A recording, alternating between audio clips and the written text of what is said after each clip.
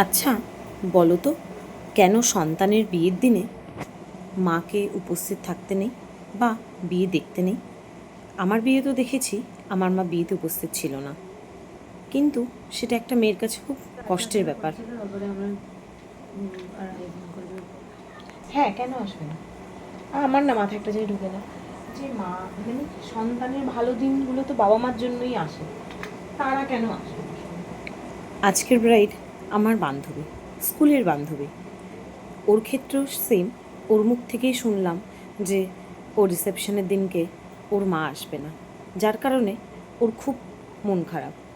তাই হাসি ঠাট্টা গল্পের মাঝে স্কুলের পুরোনো দিনের কথাগুলো মনে করতে করতে ওকে এটাই বোঝাচ্ছিলাম যে সব মায়েরই উচিত সন্তানের স্পেশাল দিনগুলোতে আসতে, তাতে সন্তানদের অনেক আনন্দ হয়। এই কুসংস্কার তো অনেক দিন চললো, আর কতদিনই বা এই কুসংস্কারকে আমরা আঁকড়ে ধরে বেঁচে থাকবো, তাই নাকি? কিন্তু খুব ভালো লাগলো কাকিমা, মানে ওর শাশুড়ি মার রিয়াকশান দেখে। কাকিমা নিজেও খুব আধুনিক মানসিকতার মানুষ, এবং কাকিমা নিজে বলছিলেন যে যেন ওর মা নিশ্চয়ই আসে, কারণ উনিও তো গেছিলেন ছেলের বিয়েতে।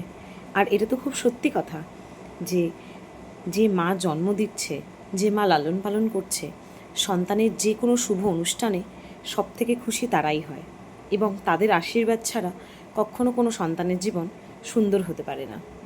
দেখো তো কেমন লাগছে আজকের এই লুকটা।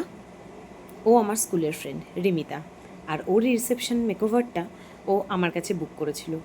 অ্যাকচুয়ালি ও বুক করেনি, ওর শাশুড়ি মা, মানে দুর্গা কাকিমা বুক করেছিল।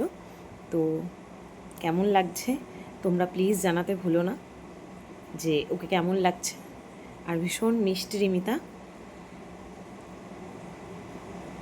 ভীষণ ভীষণ সুন্দর লাগছিল, এবং ওর চয়েস ওয়াইজই পুরো লুকটা আমরা করেছিলাম। আগে অবশ্যই আমরা একটা লুক কনসালটেশন করি সমস্ত ব্রাইডদের সাথে যখন তারা বুকিংয়ে আসে। তো ওর ক্ষেত্রেও সেম কনসালটেশন করার পরেই এই লুকটা ডিসাইড করা হয়েছিল, এবং সম্পূর্ণ লুকটা আমি ক্রিয়েট করেছিলাম। তোমরা কিন্তু অবশ্যই জানিও কেমন লাগছে ওকে।